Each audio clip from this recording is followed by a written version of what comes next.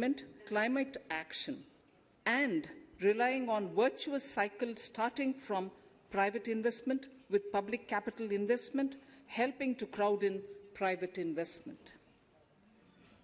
Since 2014, our government's focus has been on empowerment of citizens, especially the poor and the marginalized.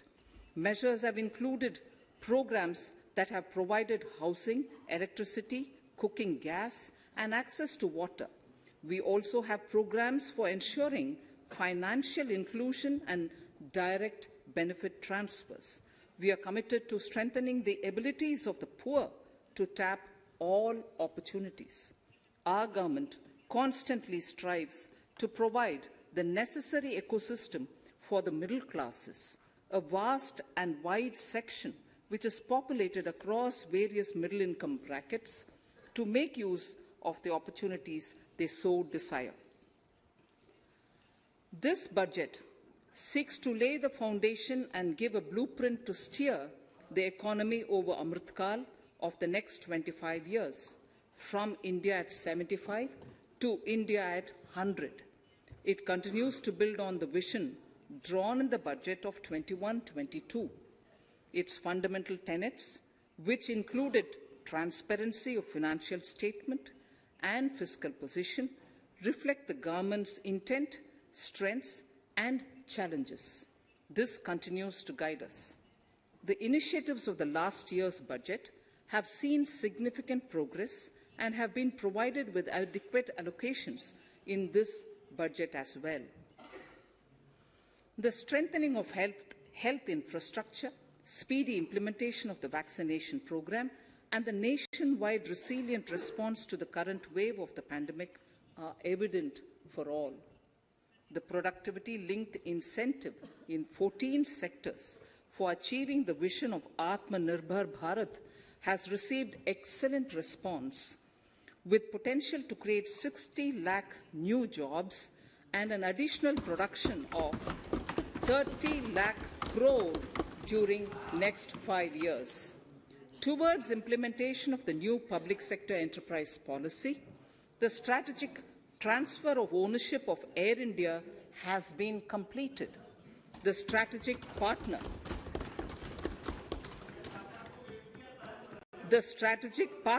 for Neelachal Ispat Nigam Limited has been selected. The public issue of the LIC is expected shortly. Others too are in the process for 2022-23. The National Bank आपको पर्याप्त मौका पर्याप्त अवसर मिलेगा बेटे बेटे टिप्पणी मत कीजिए. The National Bank for Infrastructure Development and National Asset Reconstruction Company have commenced their activities. Honourable Speaker, Sir, Budget 2021-22 had provided a sharp increase in provision for public investment or capital expenditure. Throughout the year, with the Honourable Prime Minister guiding the implementation, our economic recovery is continuing to benefit from the multiplier effect.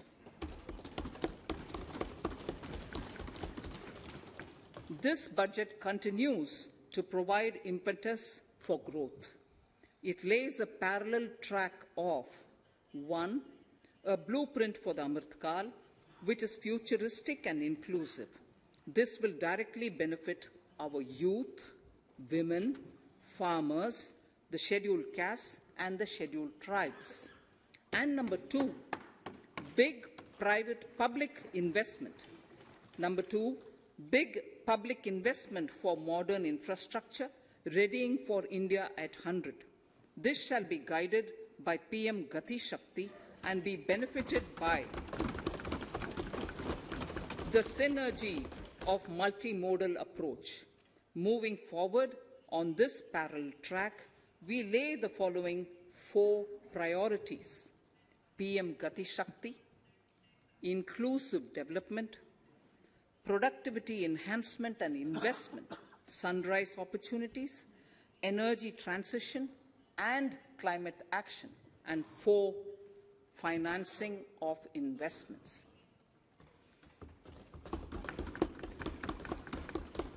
PM Gati Shakti. PM Gati Shakti is a transformative approach for economic growth and sustainable development. The approach is driven by 7 engines, namely roads, railways, airports, ports, mass transport, waterways, and logistics infrastructure. All 7 engines will pull forward the economy in unison. These engines are supported by the complementary roles of energy transmission, IT communication, bulk water and sewerage, and social infrastructure. Finally, the approach is powered by clean energy and Sabka Prayas. The efforts of the central government, the state governments, and the private sector together, leading to a huge job and entrepreneurial opportunities for all, especially the youth. PM Gati Shakti Master Plan, National Master Plan, the scope of PM Gati Shakti National Master Plan will encompass the 7 engines for economic transformation, seamless multimodal connectivity, and logistics efficiency. It will also include the infrastructure development by the state governments as per Gati Shakti Master Plan. The focus will be on planning, financing, including through innovative ways, use of technology, and speedier implementation. The projects pertaining to these 7 engines in the national infrastructure pipeline will be aligned with PM Gati Shakti framework. The touchstone of the master plan will be world-class modern infrastructure and logistics synergy among different modes of movement, both of people and goods, and location of projects. This will help raise the productivity and accelerate economic growth and development. Road transport. PM Gati Shakti Master Plan for expressways will be formulated in 22-23 to facilitate faster movement of people and goods. The national highways network will be expanded by 25,000 kilometers in 2022-23. 20,000 crores of rupees will be mobilized through innovative ways of financing to complement the public resources. The data exchange among all mode operators will be brought on unified logistics interface platform, designed for application programming interface. This will provide for efficient movement of goods through different modes, reducing logistics cost and time, assisting just-in-time inventory management, and in eliminating tedious documentation. Most importantly, this will provide real-time information to all stakeholders and improve international competitiveness. Open source mobility stack for organizing seamless travel of passengers will also be facilitated. Contracts for implementation of multimodal logistic parks at 4 locations through PPP mode will be awarded in 22-23. Railways will develop new products and efficient logistics services for small farmers and small and medium enterprises, besides taking the lead in integration of postal and railways network to provide seamless solutions for movement of parcels. One station, one product concept will be popularized to help local businesses and supply chains. As a part of Aatmanirbhar Bharat, 2,000 kilometers of network will be brought under Kavach, the indigenous world-class technology for safety and capacity augmentation in 2022-23. 400 new generation Vande Bharat trains will better energy efficiency and passenger riding experience will be developed and manufactured during the next 3 years. 100 PM Gati Shakti cargo terminals for multimodal logistics facilities will be developed during the next 3 years. Innovative ways of financing and faster implementation will be encouraged for building metro systems of appropriate type at scale. Multimodal connectivity between mass urban transport and railway stations will be facilitated on priority. Design of metro systems including civil structures, will be reoriented and standardized for Indian conditions and needs. Parvatmala, as a preferred ecologically sustainable alternative to conventional roads in difficult hilly areas, National Ropeways Development Program will be taken up on PPP mode. The aim is to improve connectivity and convenience for commuters, besides promoting tourism. This may also cover congested urban areas where conventional mass transit system is not feasible.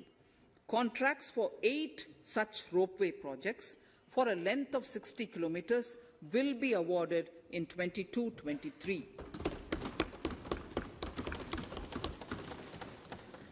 With technical support from the Capacity Building Commission, central ministries, state governments, and their infra agencies will have their skills upgraded. This will ramp up capacity in planning, design, financing, including innovative ways, and implementation management of the PM Gati Shakti infrastructure projects. Inclusive development, our second priority. Agriculture. The procurement of wheat in Rabi 21-22 and the estimated procurement of paddy in Kharif 21-22 will cover 1,208 lakh metric tons of wheat and paddy from 163 lakh farmers, and 2.37 lakh crores will be the direct payment of MSP value to their accounts. Chemical-free natural farming will be promoted throughout the country, with a focus on farmers' lands in 5-kilometer wide corridors along the river Ganga at the first stage. 2023 has been announced as the International Year of Millets. Support will be provided for post-harvest value addition, enhancing domestic consumption, and for branding millet products nationally and internationally. To reduce our dependence on import of oil seeds, a rationalized and comprehensive scheme to increase domestic production of oil seeds will be implemented. For delivery of digital and high-tech services to farmers, with involvement of public sector research and extension institutions, along with private agri-tech players and stakeholders of agri-value chains, a scheme in PPP mode will be launched.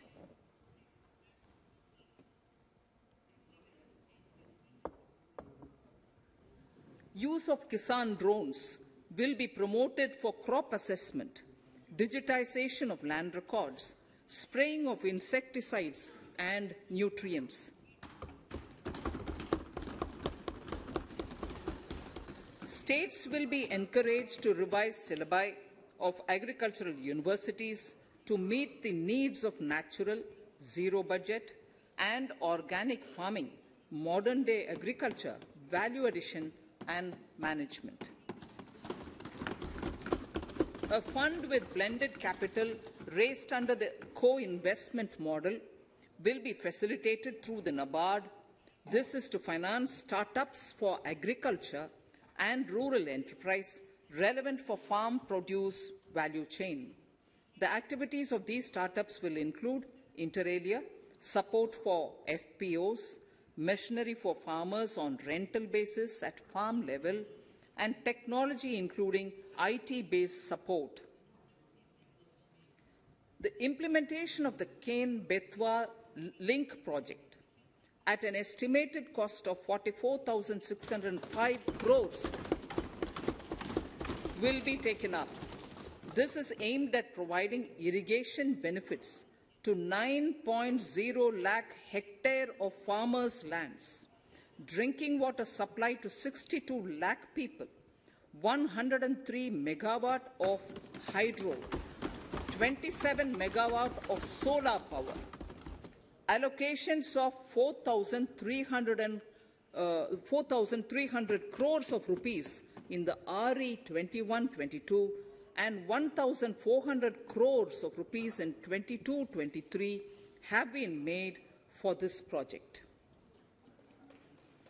Honourable Speaker, sir, draft DPRs for 5 river links, namely Daman-Ganga Pinjal, Par-Tapi Narmada, Godavari Krishna, Krishna Pennar, and Pennar Kaveri have been finalized. Once a consensus is reached among the beneficiary states, the Centre will provide support for their implementation. For farmers to adopt suitable varieties of fruits and vegetables and to use appropriate production and harvesting techniques, our government will provide a comprehensive package with participation of state governments. MSMEs, Udyam, eShram, NCS and ASEEM portals will be interlinked. Their scope will be widened. They will now perform as portals with live organic databases, providing G2C, B2C and B2B services. These services will relate to credit facilitation, skilling and recruitment with an aim to further formalize the economy and enhance entrepreneurial opportunities for all. Emergency Credit Line Guarantee Scheme has provided the much-needed additional credit to more than 130 lakh MSMEs. This has helped them mitigate the adverse impact of the pandemic.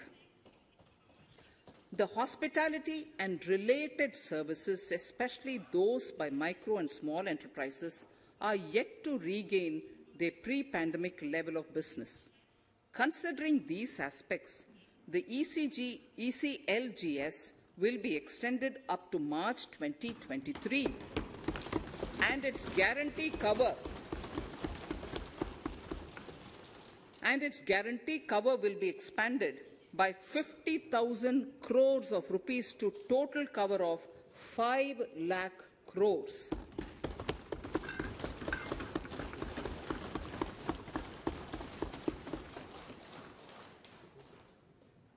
With the additional amount being earmarked exclusively for the hospitality and related sectors. Credit Guarantee Trust for Micro and Small Enterprises, CGT-MSE, scheme will be revamped with required infusion of funds. This will facilitate additional credit of 2 lakh crore for micro and small enterprises and expand employment opportunities.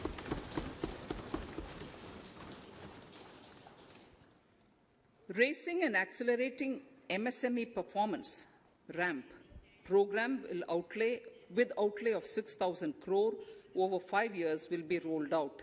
This will help MSME sector become more resilient, competitive and efficient.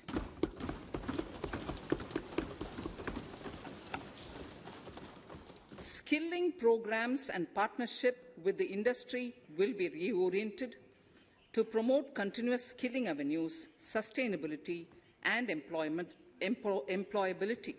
The National Skill Qualification Framework will be aligned with dynamic industry needs. Digital ecosystem for skilling and livelihood, the Desh Stack e-portal, will be launched. This aims to empower citizens to skill, reskill or upskill through online training.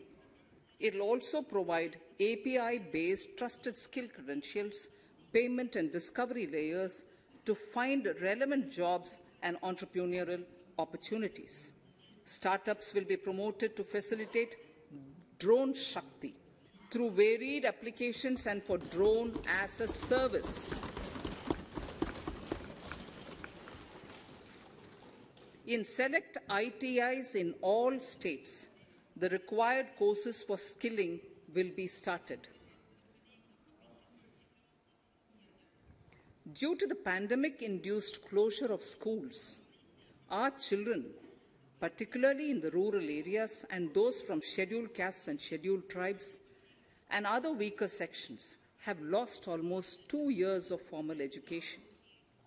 Mostly, these are children in government schools.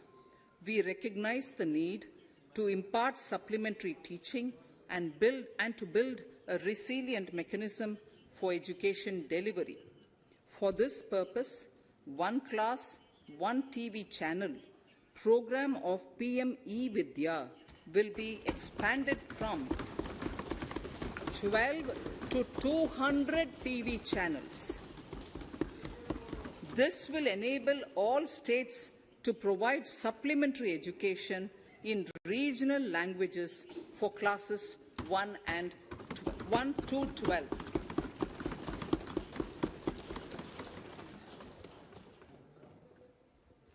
High-quality e-content in all spoken languages will be developed for delivery via internet, mobile phones, TV, and through radio and through digital teachers.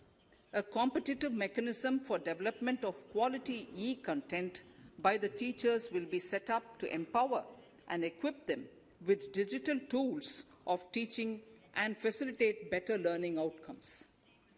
A digital university will be established to provide access to students across the country for world-class quality universal education with personalized learning experience at their doorsteps.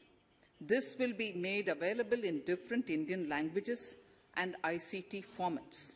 The university will be built on a networked hub and spoke model, with the hub building cutting-edge ICT expertise.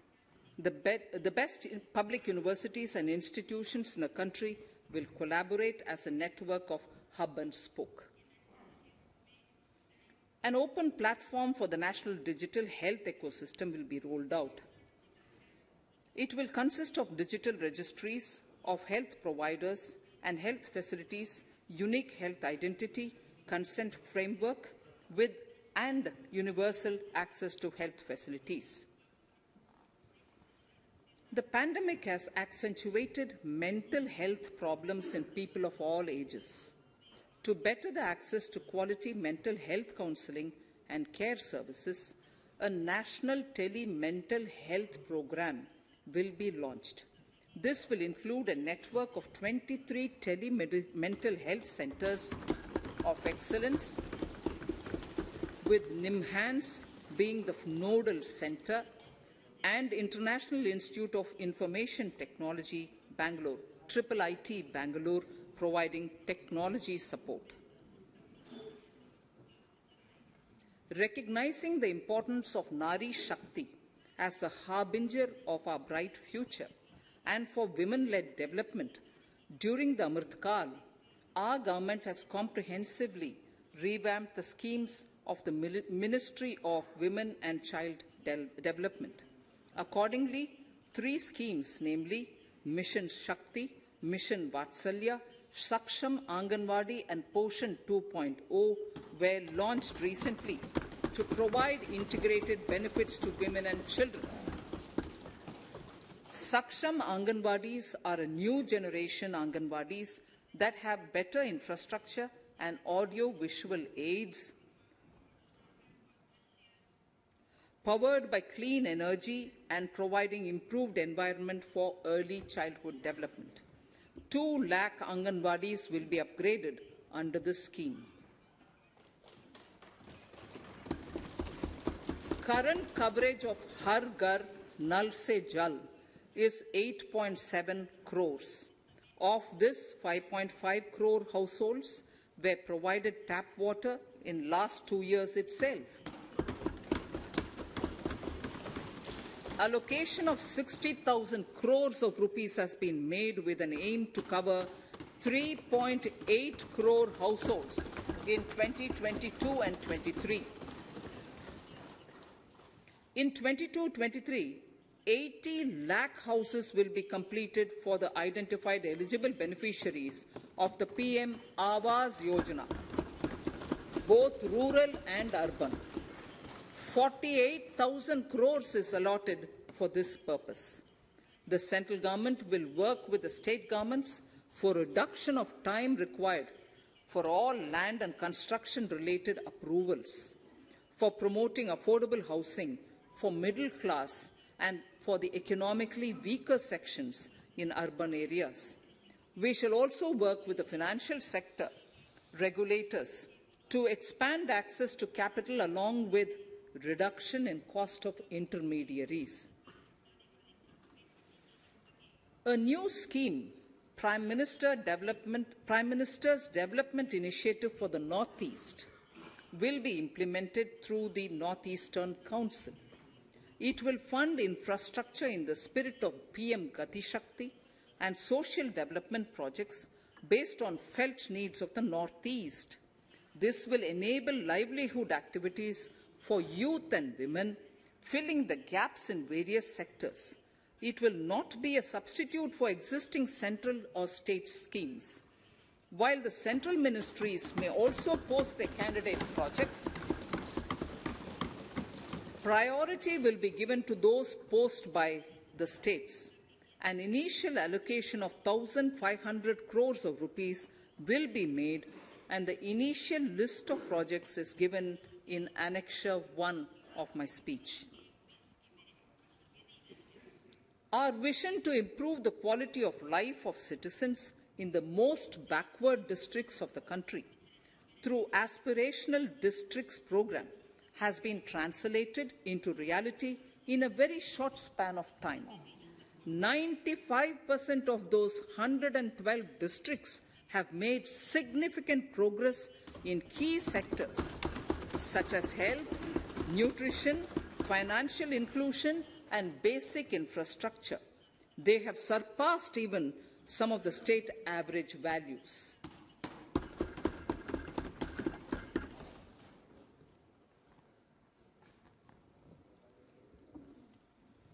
However, in those districts, some blocks continue to lag. In 22-23, the program will focus on such blocks in those districts.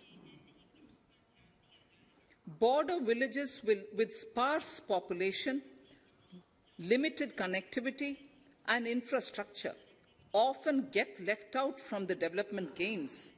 Such villages on the northern border will be covered under a new Vibrant Villages program. The activities will include construction of village infrastructure, housing, tourist centers, road connectivity, provisioning of decentralized renewable energy, direct-to-home access for Doordarshan and educational channels, and support for their livelihood generation. Additional funding for these activities will be provided. Existing schemes will be converged. We will define their outcomes and monitor them on a constant basis. In 2022, 100% of 1.5 lakh post offices will come on the core banking system, enabling financial inclusion and access to accounts through net banking, mobile banking, ATMs, and also provide online transfer of funds between post office accounts and bank accounts. This will be helpful, especially for farmers and senior citizens in rural areas, enabling interoperability and financial inclusion. Honourable Speaker, sir, in recent years, digital banking, digital payments, and fintech innovations have grown at a rapid pace in the country. Government is continuously encouraging these sectors to ensure that the benefits of digital banking reach every nook and corner of the country in a consumer-friendly manner. Taking forward this agenda and to mark 75 years of our independence, it is proposed to set up 75 digital banking units in 75 districts of the country by scheduled commercial banks. The financial support for digital payment ecosystem announced in the previous budget will continue in 22-23 as well. This will encourage further adoption of digital payments. There will also be a focus to promote use of payment platforms that are economical and user-friendly. Sir, I move to the next priority. In recent years, over 25,000 compliances were reduced and nearly 1,500 union laws were repealed. This is the result of our government's strong commitment for minimum government and maximum governance. 1,486 union laws were repealed. Our trust in the public and ease of doing business is what is highlighted here, sir. For the Amrit Kal, the next phase of ease of doing business 2.0 and ease of living will be launched. In our endeavour to improve productive efficiency of capital and human resources, we will follow the idea of trust-based governance.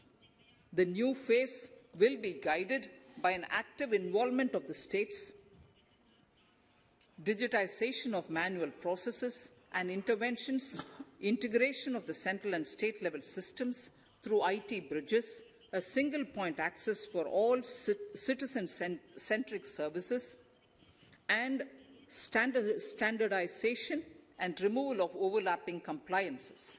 Crowdsourcing of suggestions and ground-level assessment of the impact with active involvement of citizens and businesses will be encouraged.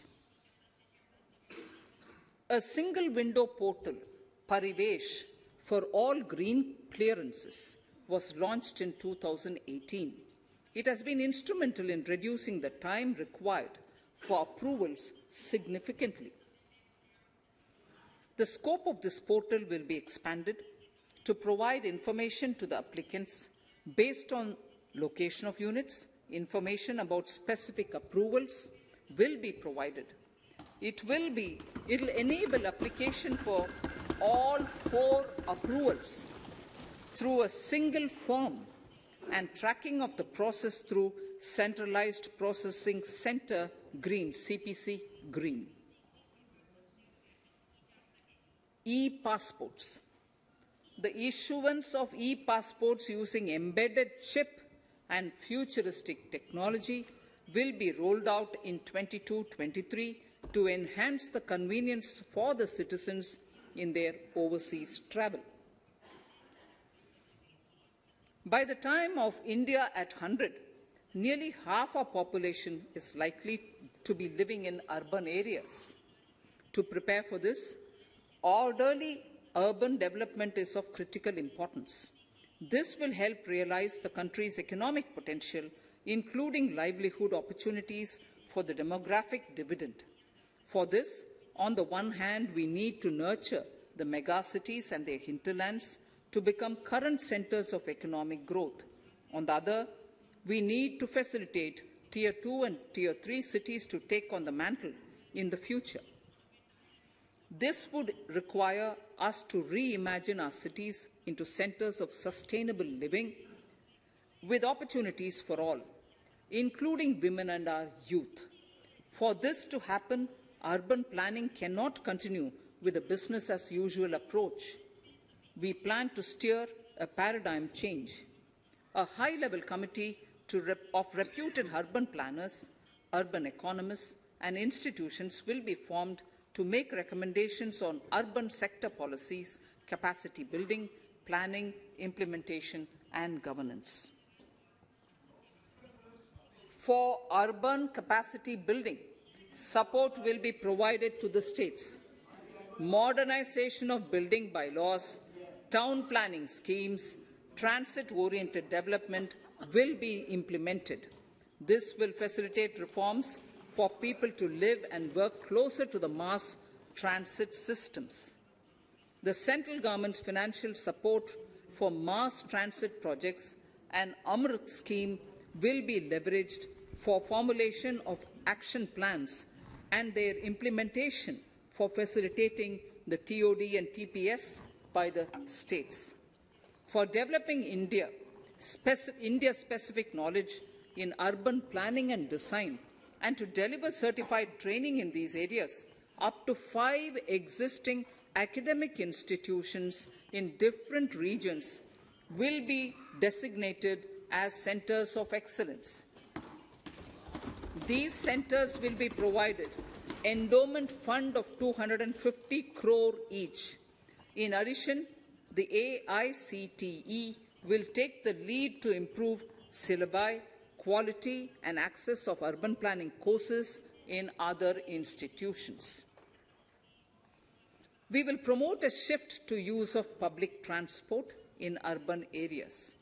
This will be complemented by clean tech and governance solutions, special mobility zones with zero fossil fuel policy and EV vehicles.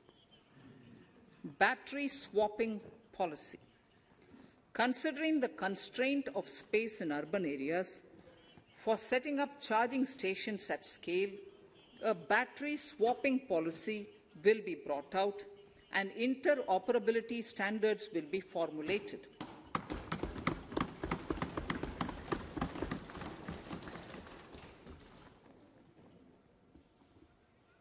The private sector will be encouraged to develop sustainable and innovative business models for battery or energy as a service. This will improve efficiency in the EV ecosystem. Efficient use of land resources is a strong imperative. States will be encouraged to adopt unique land parcel identification number to facilitate IT-based management of records. The facility for transliteration of land records across any of the Schedule 8 languages will also be rolled out. The adoption of linkage with National Generic Document Registration System, NGDRS, with the One Nation, One Registration software will be promoted as an option for uniform process of registration and anywhere registration of deeds and documents. Necessary amendments in the code IBC will be carried out to enhance the efficiency of the resolution process and facilitate cross-border insolvency resolution. Accelerated corporate exit. Several IT-based systems have been established for accelerated registration of new companies. Now the Center for Processing Accelerated Corporate Exit, CPACE, will process re-engineering, will be established to facilitate and speed up the voluntary winding up of these companies from the currently required 2 years to less than 6 months. Government procurement. Government rules have recently been modernized for the needs of Amritkal. The new rules have benefited from the inputs from various stakeholders. The modernized rules allow use of transparent quality criteria besides cost and evaluation of complex tenders. Provisions have been made for payment of 75% of running bills mandatorily within 10 days and for encouraging settlements of disputes through conciliation. As a further step to enhance transparency and to reduce delays in payments, a completely paperless, end-to-end online e-bill system will be launched for use by all central ministries for their procurements. The system will enable the suppliers and contractors to submit online their digitally signed bills and claims and track their status from anywhere.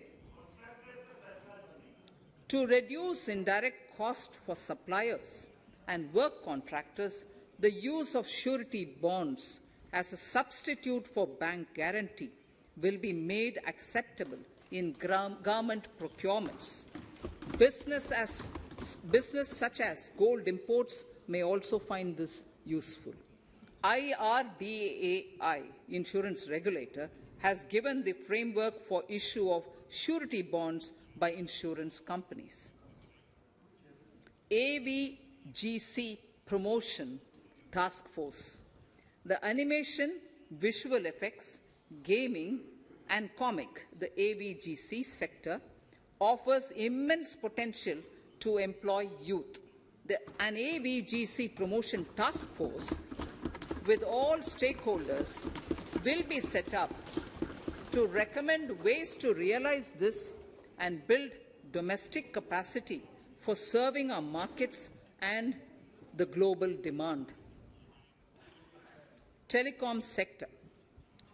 Telecommunications in general and 5G technology in particular can enable growth and offer job opportunities. Required spectrum auctions will be conducted in 2022 to facilitate rollout of 5G's mobile services within 2022-23 by private telecom providers. A scheme for design-led manufacturing will be launched to build a strong ecosystem for 5G as part of the production-linked incentive scheme. To enable affordable broadband and mobile service proliferation in rural and remote areas, 5% of annual collections under the Universal Service Obligation Fund will be allocated. This will promote R&D and commercialization of technologies and solutions. Our vision is that all villages and their residents should have the same access to e-services, communication facilities, and digital resources as urban areas and their residents. The contracts for laying optical fiber in all villages, including remote areas, will be awarded under the BharatNet project through PPP in 22 and 23. Completion is expected in 2025. Measures will be taken to enable better and more efficient use of the optical fiber. Export promotion.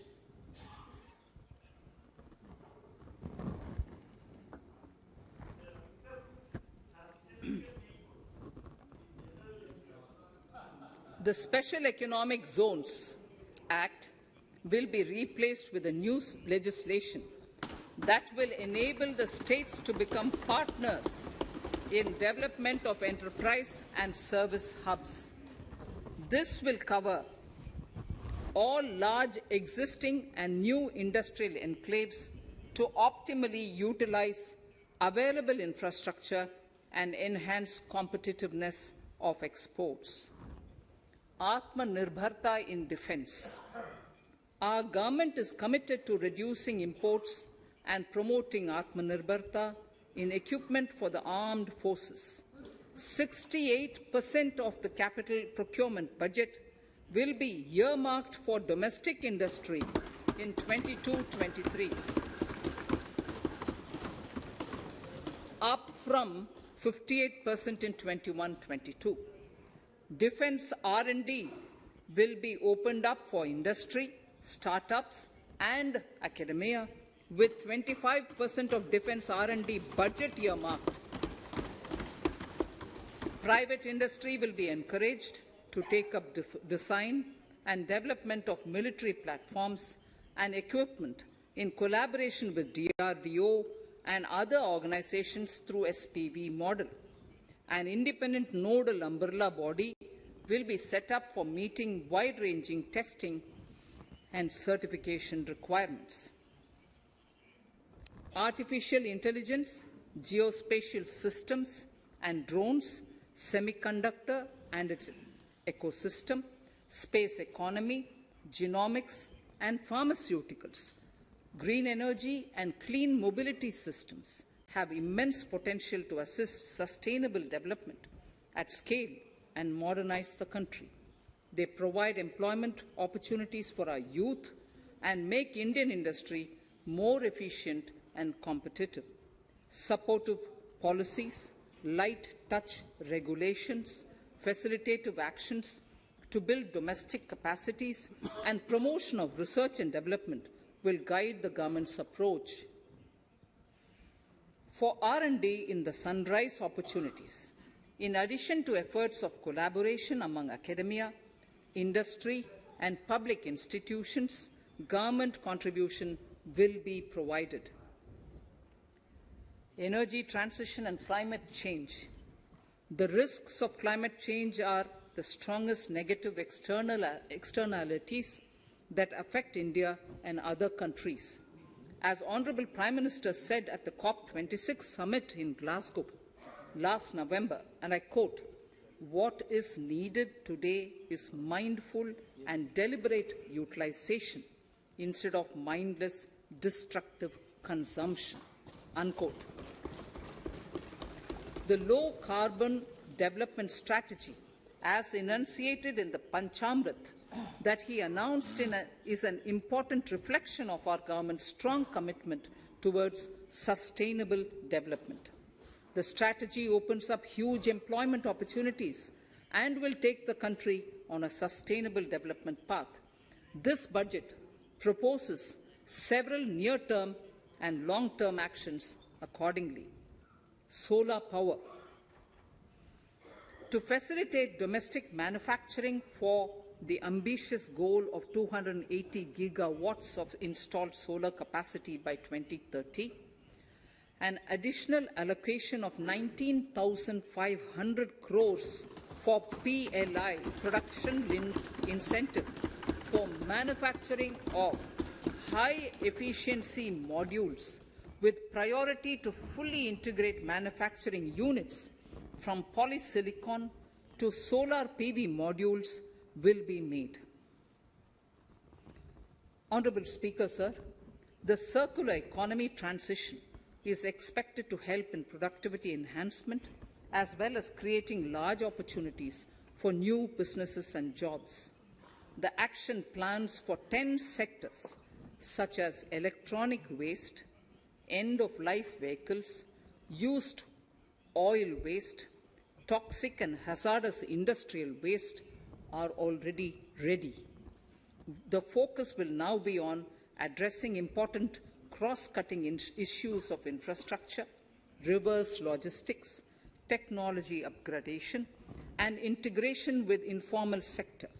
This will be supported by active public policies covering regulations, extended producers' responsibilities, framework, and innovation facilities. 5 to 7% biomass pellets will be co-fired in thermal power plants, resulting in carbon dioxide savings of 38 MMT annually. This will also provide extra income to farmers and job opportunities to locals and help avoid stubble burning in agricultural fields. Saving energy is an important aspect of the energy management. Hence, energy efficiency and savings measures will be promoted. This will be done in large commercial buildings through the energy service company business model. It will facilitate capacity building and awareness for energy audits, performance contracts, and common measurement of and verification protocol. 4 pilot projects for coal gasification and conversion of coal into chemicals required for the industry will be set up to evolve technical and financial viability.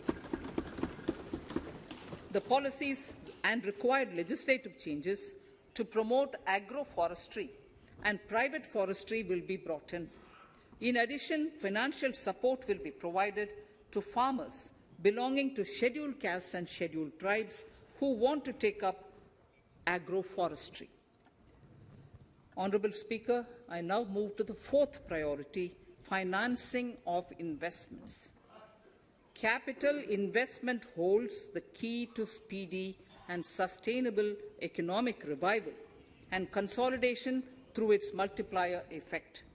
Capital investment also helps in creating employment opportunities, induced enhanced demand for manufactured input from large industries and MSMEs, services from professionals, and help farmers through better agri-infrastructure. The economy has shown strong resilience to come out of the effects of the pandemic with high growth. However, we need to sustain that level to make up for the setback of 2020-2021. As outlined in para 5 earlier, the virtuous cycle of investment requires public investment to crowd in private investment. At this stage, private investments seem to require that support to rise to their potential and to the needs of the economy. Public investment must continue to take the lead and prime the private investment and demand in 2022-23. Considering the above imperative, the outlay for capital expenditure in the Union budget is once again being stepped up sharply by 35.4% from 5.54 lakh crore in the current year to 7.50 lakh crores in 22-23. This has increased to more than 2.2 times the expenditure of 2019-20. This outlay in 22-23 will be 2.9% of the GDP. Effective capital expenditure. With this investment taken together with the provision made for creation of capital assets through grants and aid to states, the effective capital expenditure of the central government is estimated at 10.68 lakh crores in 22-23, which will be about 4.1% of the GDP. Green bonds.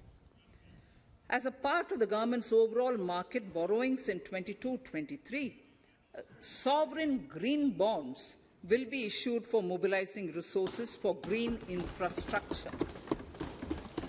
The proceeds will be deployed in public sector projects which help in reducing the carbon intensity of the economy.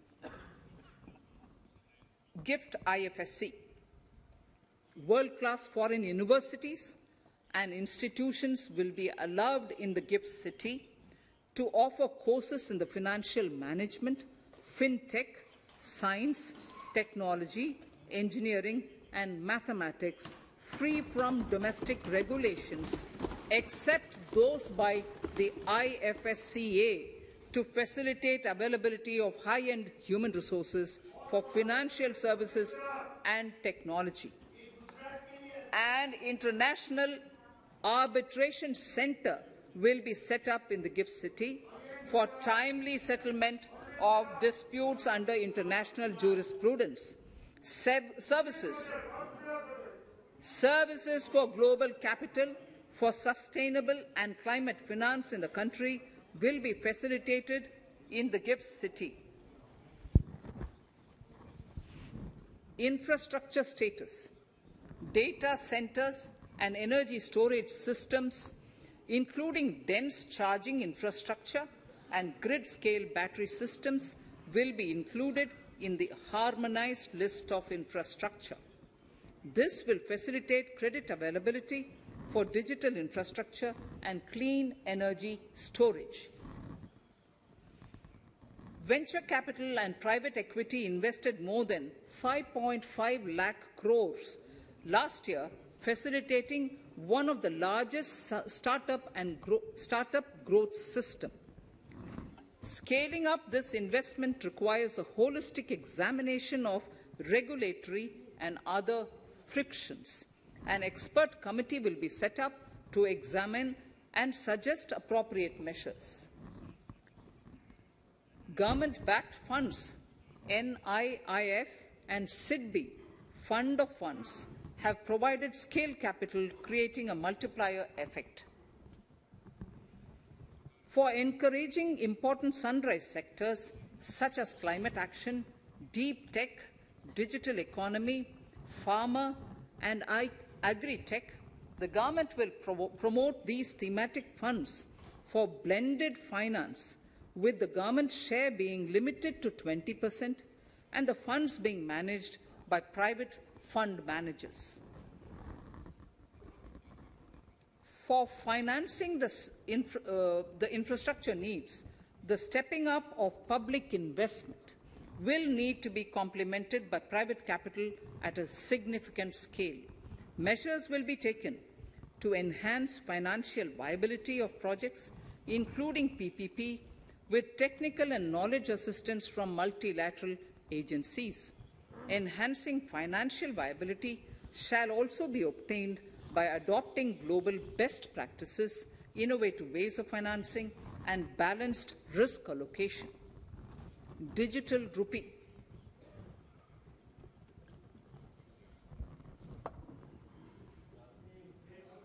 Introduction of a central bank digital currency will give a big boost to digital economy. Digital currency will also lead to a more efficient and cheaper currency management system.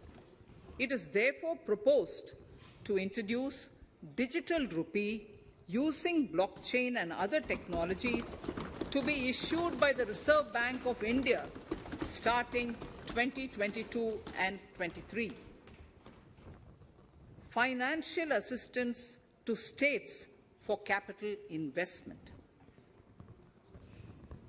Reflecting the true spirit of cooperative federalism, the central government is committed to bolstering the hands of the states in enhancing their capital investment towards creating productive assets and generating remunerative employment.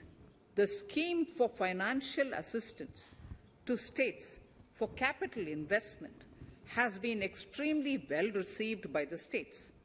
In deference to the requests received during my meeting with the chief ministers and state finance ministers, the outlay for this scheme is being enhanced from 10,000 crores in the budget estimates to 15,000 crores in the revised estimates for the current year.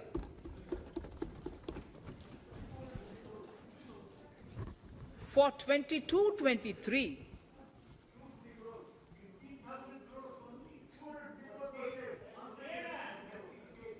I'll repeat that sentence for the benefit of many of our honourable members. In deference to the requests received during my meeting with chief ministers and state finance ministers, the outlay for this scheme is being enhanced from 10,000 crores in the BE to 15,000 crores, 15,000 crores in the RE of the current year. For 22-23, the allocation is 1 lakh crores to assist the states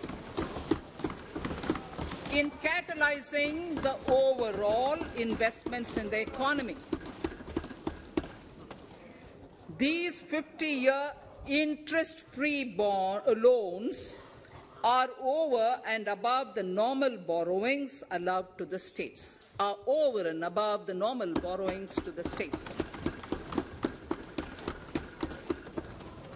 This allocation will be used for PM Gati Shakti related and other productive capital investments of the states. It will also include components for supplemental funding for priority segments of PM Gram Sadak Yojana, including support for the state share, digitization of the economy, including digital payments and completion of OFC network, and reforms related to building bylaws, town planning schemes, transit-oriented development, and transferable development rights. In 22-23, in accordance with the recommendations of the 15th Finance Commission, the states will be allowed a fiscal deficit of 4% of the GSDP, of which 0.5% will be tied to power sector reforms, for which the conditions have already been communicated in 21-22. Fiscal management. As against a total expenditure of 34.83 lakh crores of rupees projected in the BE 21-22, the revised estimate is 37.70 lakh crores. The revised estimate of capital expenditure is 6.3 lakh crores of rupees. This includes an amount of 51,971 crores towards settlement of outstanding guaranteed liabilities of Air India and its other sundry commitments.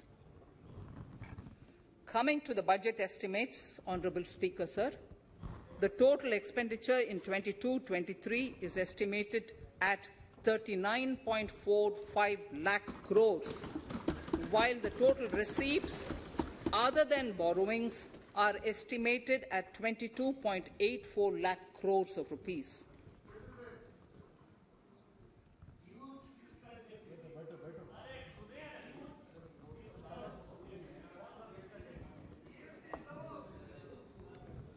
The revised fiscal deficit, Honourable Speaker, in the current year is estimated at 6.9% of the GDP, as against 6.8% projected in the budget estimates. The fiscal deficit is in 22-23 is estimated at 6.4% of the GDP, which is consistent with the broad path of the fiscal consolidation announced by me last year to reach a fiscal deficit level below 4.5% by 25-26. While setting the fiscal deficit level in 22-23, I am conscious of the need to nurture growth through public investment to become stronger and sustainable. I will now move to Part B of my speech.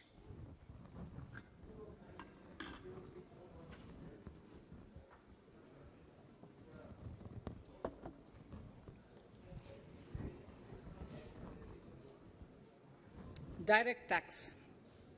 Honourable Speaker, sir, I take this opportunity to thank all the taxpayers of our country who have contributed immensely and strengthened the hands of the government in helping their fellow citizens in this hour of need. So I have brought in a little verse from the Mahabharata. I wouldn't spend more time reading because I would like the speech to get enough time. However, the substance of it is the king must make arrangements for yoga kshema, which is the welfare of the populace, by way of abandoning any laxity and by governing the state in line with dharma, along with collecting taxes which are in consonance with dharma. This is Mahabharata Shanti Parva Adhyaya, Shloka 11 from 72. Drawing wisdom from our ancient texts, we continue on the path to progress. The proposals in this budget, while continuing with our declared policy of stable and predictable tax regime, intend to bring more reforms that will take ahead our vision to establish a trustworthy tax regime. This will further simplify the tax system, promote voluntary compliance by taxpayers, and reduce litigation. Introducing new updated return.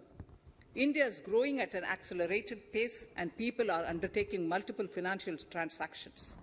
The Income Tax Department has established a robust framework of reporting of taxpayers' transactions. In this context, some taxpayers may realize that they have committed omissions or mistakes in correctly estimating their income for tax payment. To provide an opportunity to correct such errors, I am proposing a new provision permitting taxpayers to file an updated return on payment of additional tax. This updated return can be filed within 2 years from the end of the relevant assessment year.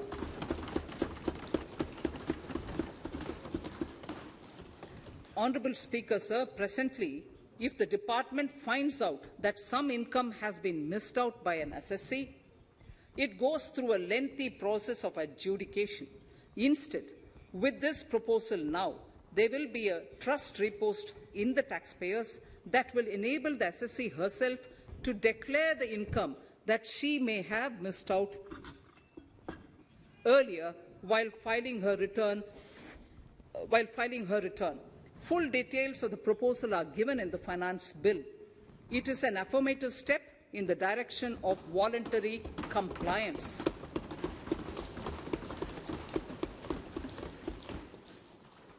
Reduced alternative minimum tax rate and surcharge for cooperatives.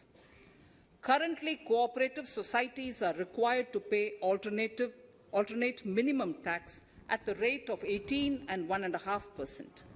However, companies pay the same rate, which is the alternate minimum tax, at the rate of 15%.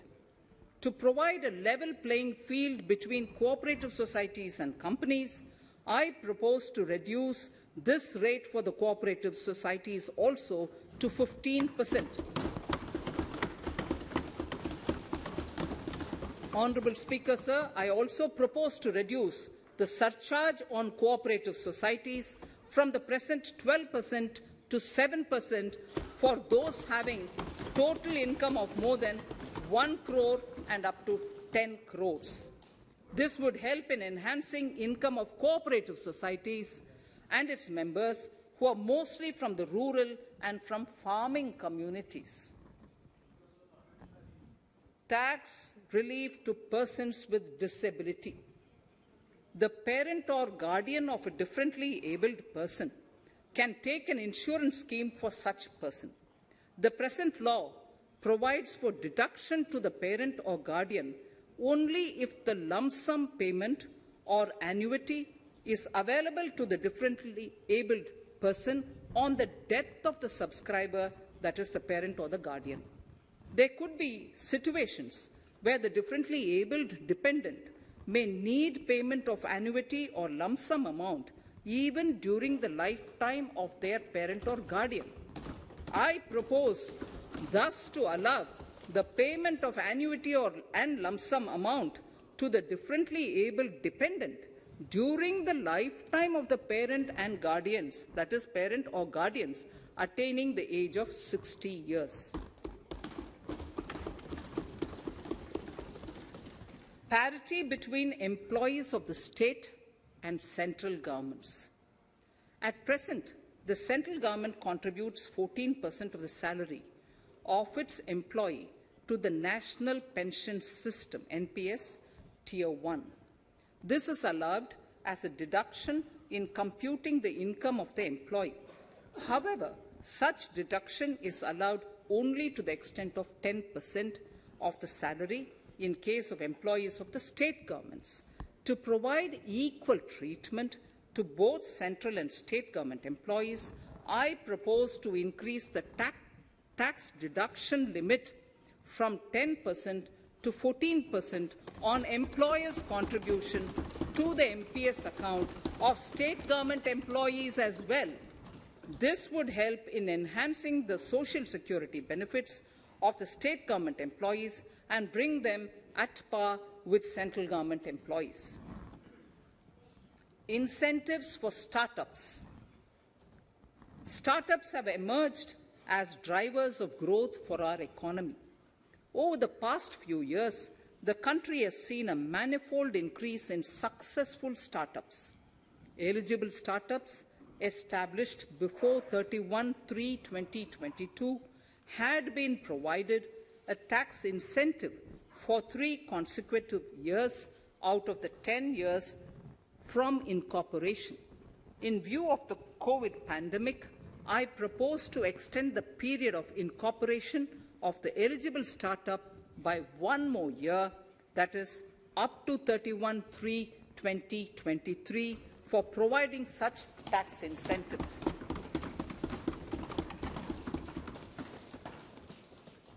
Incentives for newly incorporated manufacturing entities under concessional tax regime. In an effort to establish a global competitive business environment for certain domestic companies, a concessional tax regime of 15% was introduced by our government for newly incorporated domestic manufacturing companies. I propose to extend the last date for commencement of manufacturing or production under Section 115B(ab) by 1 more year, that is from 31st March 2023 to 31st March 2024.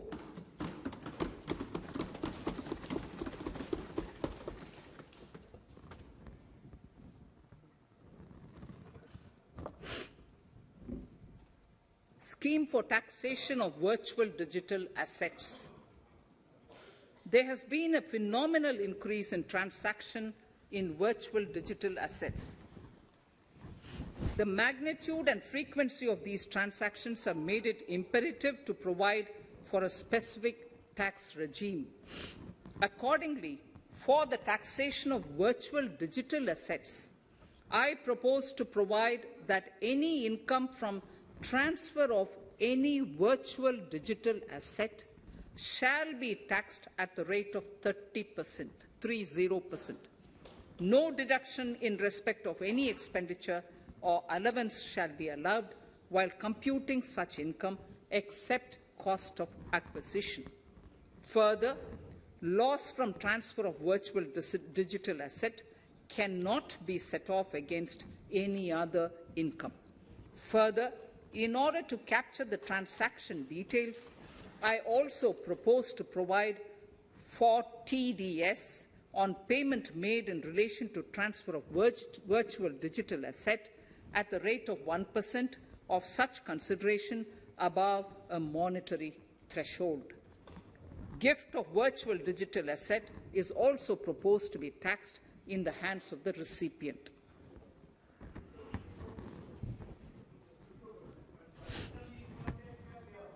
Litigation management to avoid repetitive appeals by the department. It has been observed that a lot of time and resources are consumed in filing of appeals which involve identical issues.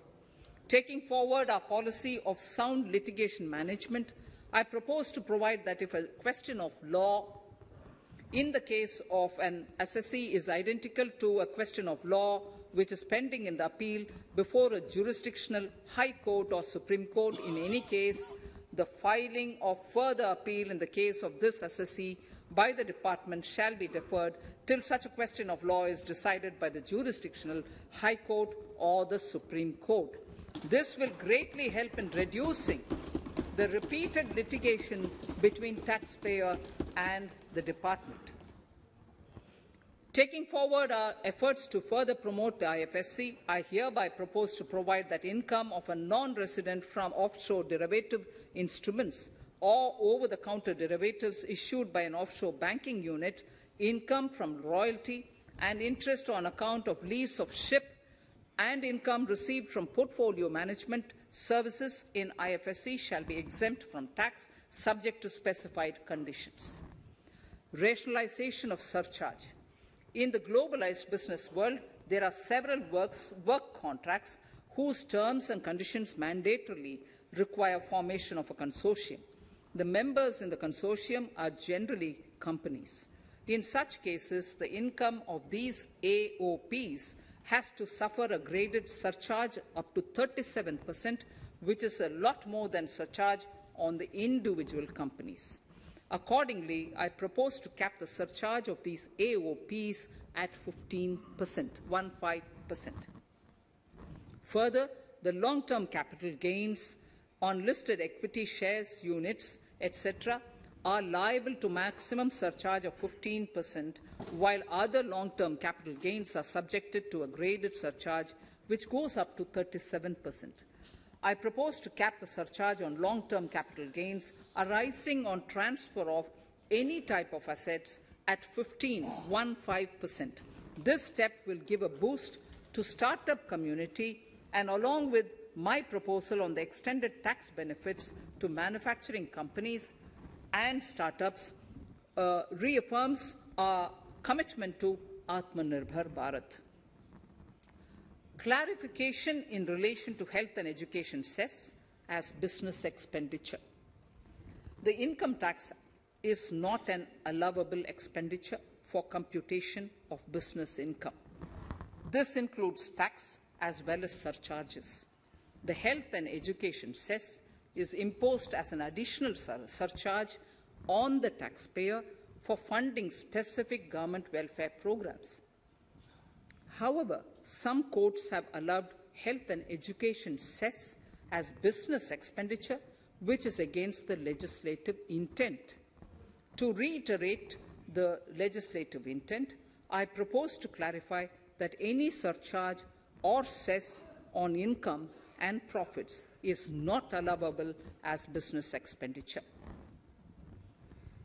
Deterrence against tax evasion. Honourable Speaker, sir, presently there is ambiguity regarding set-off of brought forward loss against undisclosed income detected in search operations. It has been observed that in many cases where undisclosed income or suppression of sales, etc., is detected, payment of tax is avoided by setting off of losses. In order to bring certainty and to increase deterrence among tax evaders, I propose to provide that no set-off of any loss shall be allowed against undisclosed income detected during search and survey operations.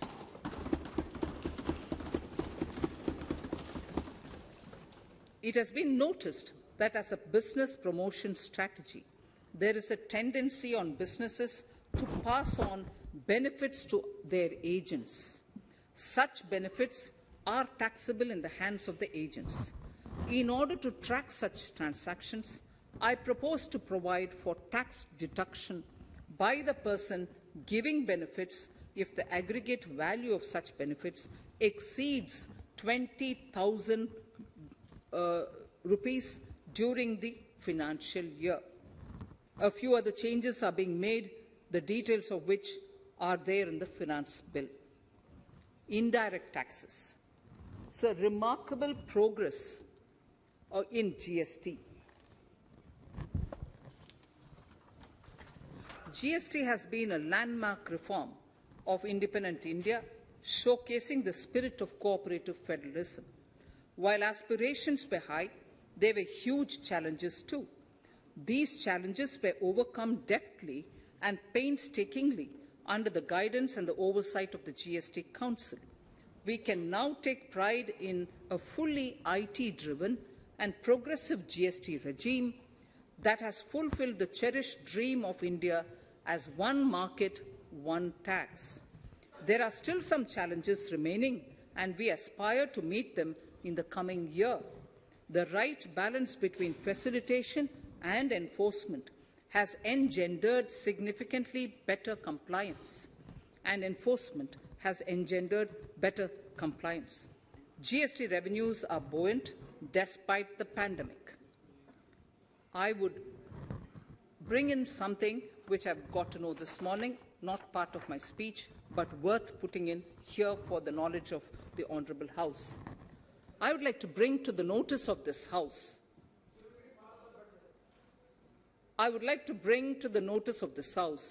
that the gross GST collections for the month of January 22 are rupees 1,40,986 crores,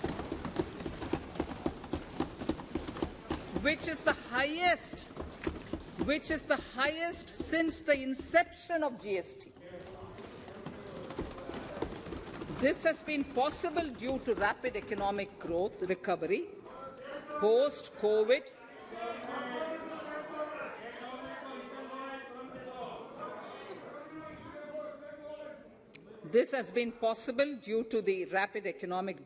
recovery post-COVID, as well as various policy and administration undertaken by central and state tax administrations.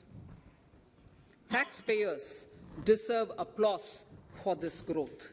Not only did they adapt to the changes, but enthusiastically contributed to the cost of paying taxes. Special economic zones. In Part A of my speech, I have referred to the proposed reforms in SEZs. Alongside, we will also undertake reforms in customs administration of SEZs, and it shall henceforth be fully IT-driven and function on the Customs National Portal with a focus on higher facilitation and with only risk-based checks. This will ease doing business by SEZ units considerably. This reform shall be implemented by 30th September 2022. Customs reforms and duty rate changes. Customs administration has reinvented itself over the years through liberalized procedures and infusion of technology. Faceless customs has been fully established. During COVID-19 pandemic, customs formation have done exceptional frontline work against all odds, displaying agility and purpose. Customs reforms have played a very vital role in domestic capacity creation, providing level playing field to our MSMEs, easing the raw material supply side constraints, enhancing ease of doing business, and being an enabler to other policy initiatives such as PLI and phased manufacturing plans. My proposal on customs side are aligned to these objectives. Project imports and capital goods. National Capital Goods Policy 2016 aims at doubling the production of capital goods by 2025. This would create an employment opportunities and result in increased economic activity. However, several duty exemptions, even extending to over 3 decades, in some cases have been granted to capital goods for various sectors like power, fertilizer, textiles, leather footwear, food processing, and fertilizers. These exemptions have hindered the growth of the domestic capital goods sector. Similarly, project import duty concessions have also deprived the local producers of a level playing field in areas like coal mining projects, power generation, transmission or distribution projects, railway and metro projects. Our experience suggests that reasonable tariffs are conducive to the growth of domestic industry and make in India without significantly impacting the cost of essential imports. Accordingly, Honourable Speaker, Sir, it is proposed to phase out the concessional rates in capital goods and project imports gradually and apply a moderate tariff of 7.5%. Certain exemptions for advanced machineries that are not manufactured within the country shall continue. A few exemptions are being introduced on inputs like specialized castings, ball screw, and linear motion guide to encourage domestic manufacturing of capital goods. In the last 2 budgets, we have rationalized several customs exemptions. We have once again carried out an extensive consultation, including by crowdsourcing. As a result of these consultations, more than 350 exemption entries are proposed to be gradually phased out. These include exemptions on certain agricultural produce,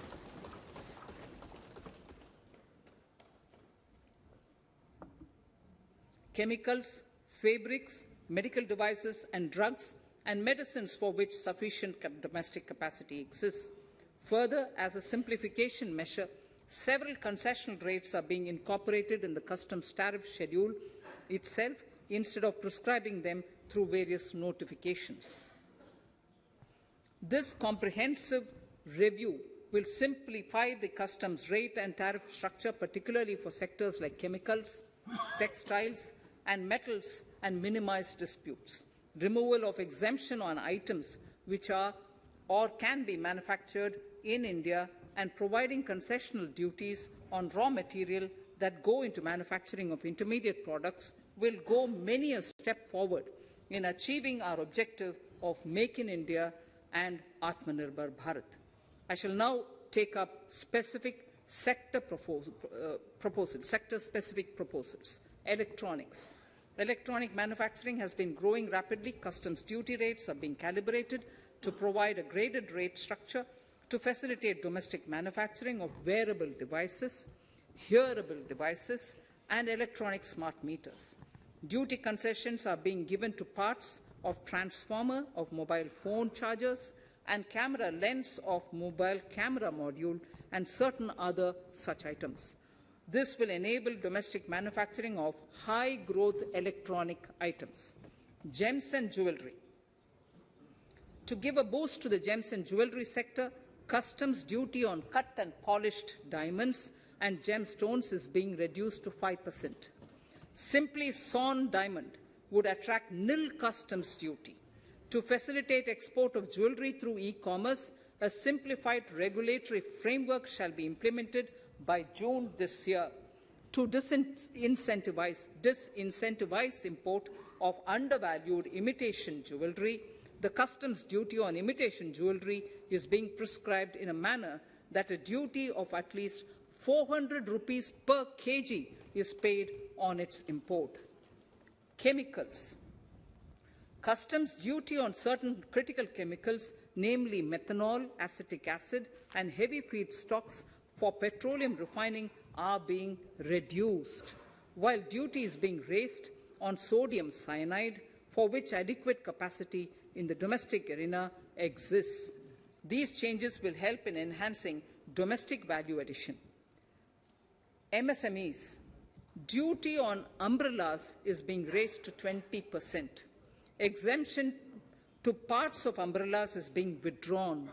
Exemption is also being rationalized on implements and tools for agricultural sector which are manufactured in India.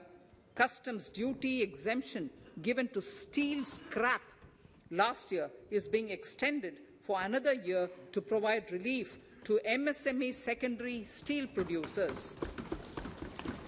Certain anti-dumping and CVD on stainless steel and coated steel flat products, bars of alloy steel and high-speed steel are being revoked in larger public interest considering prevailing high prices of metals.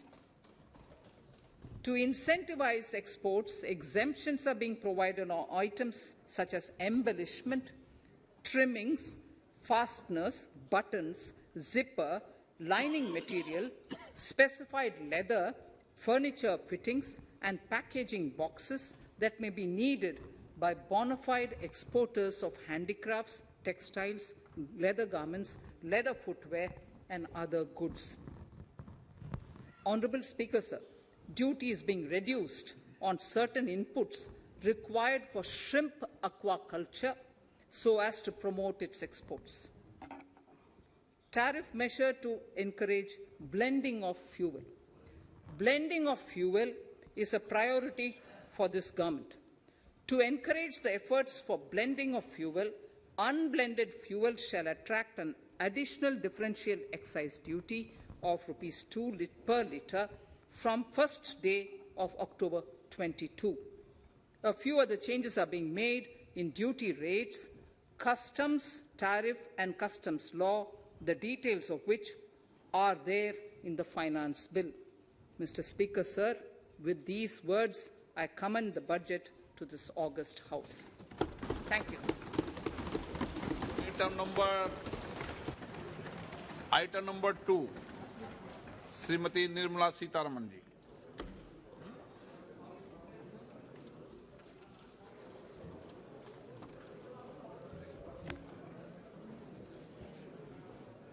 Sir, with your permission, I rise to lay on the table the following statements under Section 3(1) of the Fiscal Responsibility and Budget Management FRBM Act 2003, Medium-Term Fiscal Policy cum Fiscal Policy Strategy Statement and Macroeconomic Framework Statement. Item number 3, Vitt Videk 2020, Nirmala Sitharaman ji. Sir, item number 3, Finance Bill. Sir, with your permission, I rise to move for leave to introduce the Finance Bill 2022. प्रश्न ये कि वित्त विधेयक को पुनर्स्थापित करने की अनुमति प्रदान की जाए। जो सदस्य इसके पक्ष में हाँ गए, जो सदस्य विरोध में ना गए, मेरे विचार में निर्णय हाँ वालों के पक्ष में, हाँ वालों के पक्ष में माननीय मंत्री जी वित्त विधेयक को पुनर्स्थापित करें। Sir, I introduce the bill. सभा की कार्रवाई कल बुधवार दिनांक 2 फरवरी 2022 को साढ़े 4 बजे तक के लिए स्थगित की जाती है।